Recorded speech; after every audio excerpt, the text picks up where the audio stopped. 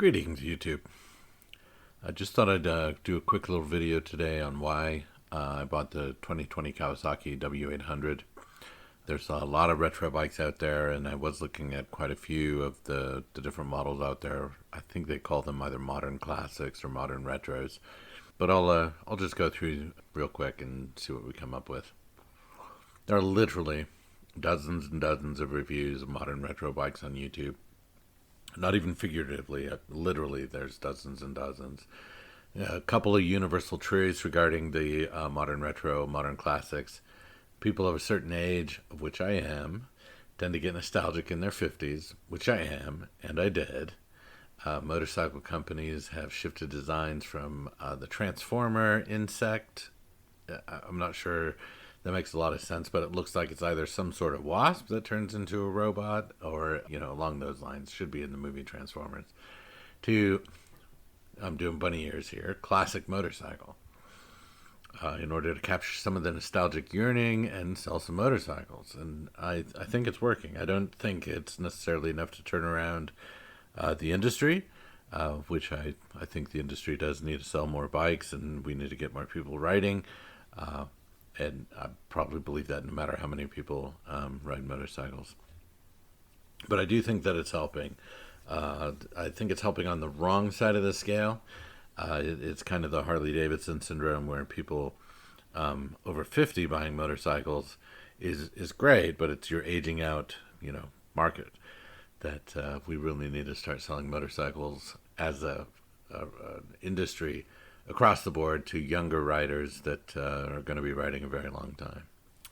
So to catch up a little bit more, there's a dozen or so really good retro motorcycles that are out there.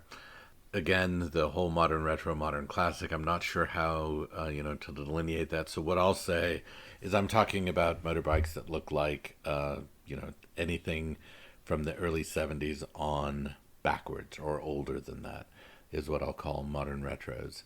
Maybe even a couple of the 80s bikes, but by the 80s, wind tunnels had become really, really prevalent and things like that. And we'd lost kind of the shape of the 1950s, 1960s, 1970s standards. And that's really what I'm looking at is that standard naked bike, look and aesthetic. I looked around, many other modern retros, including the Royal Enfield line, offerings from Yamaha, Honda, Triumph, BSA. There's even a new Norton out.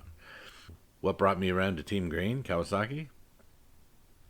I've been watching a lot of YouTube, like I said, and really was impressed with the look of the W800. I heard the criticism that for an 800, it only generated between 48 and 51 horsepower and 46 to 50 pound-feet of torque.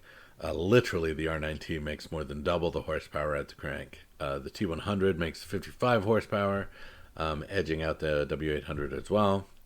And Triumph is a name that's synonymous with classic British twins, right? I mean, they were around then. They went away for a while, but they came back, and they really kind of have that market pegged. There are so many versions of Triumphs that fit the retro classic or the retro modern retro. So the W, to me, looks like an old 1960s BSA Triumph. The original W series from Cowie in the 60s was based on an engine design, the A7 from BSA, with the bevel drive camshaft added, by Kawasaki. And I think that is the absolute coolest thing about this motor. It tends to be what people zero in on right away. I zeroed in on it right away. It's just something I just hadn't seen, to be quite honest. I love the big petrol tank as well, with the W signal on it. I love the modern features of it, the ABS, the disc brakes, the fuel injection, all fantastic stuff. And the sound of the W is just fantastic.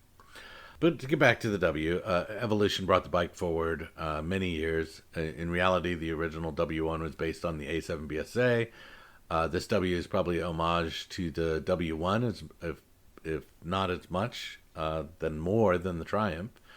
And Cowie has also been in business since its founding, whereas Triumph, well, they had the they had the glitch in there. A lot of the British bikes did. I think Royal Enfield is the only one that's really stayed in business the entire time, and it did relocate to India and didn't really focus on the British market so much, and so they're coming back. Royal Enfield's coming back really strong.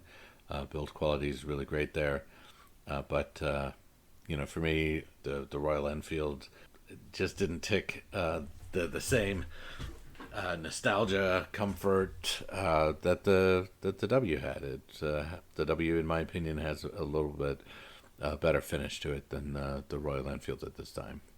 So, anyways, the nitty gritty is quite simple. I had a very short wish list for my next bike. One was a hard key. I didn't want a radio key at all, and this was something that came into play, especially Team Blue and White with BMWs, that when I'd get the feature that I wanted, the packages also included the radio key, and I for security reasons, I'm not as big a fan as the radio key as I am the hard key. I'd rather take my chances with someone who's trying to lockpick it with the transceiver and all that, than somebody just being able to pick up my signal with their mobile device and an app, right? The retro styling, I did not want a transformer or an insect inspiration styled motorcycle. I wanted analog gauges, although a little off topic, I have found I don't mind the digital gauges. It doesn't bother me at all. I thought it really would. Prefer the analog gauges, but the digital gauges are just fine for me. I wanted it to be reliable, and then I wanted it to be less than 500 pounds. So the long story short is that went through and did a lot of evaluation, and my wife and I were both looking at getting new bikes, and she said, this will be the last bike you ever buy. You need to get something you really like. And so I went and I looked, and that kind of wrapped it up for me. But just thought I'd talk a little bit about why I chose the W, and hopefully this helps. Keep the shiny side up and the rubber side down. Cheers.